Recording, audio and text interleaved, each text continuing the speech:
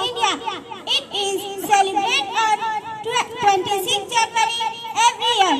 It is also a national festival of India. It is a very proud day for our country.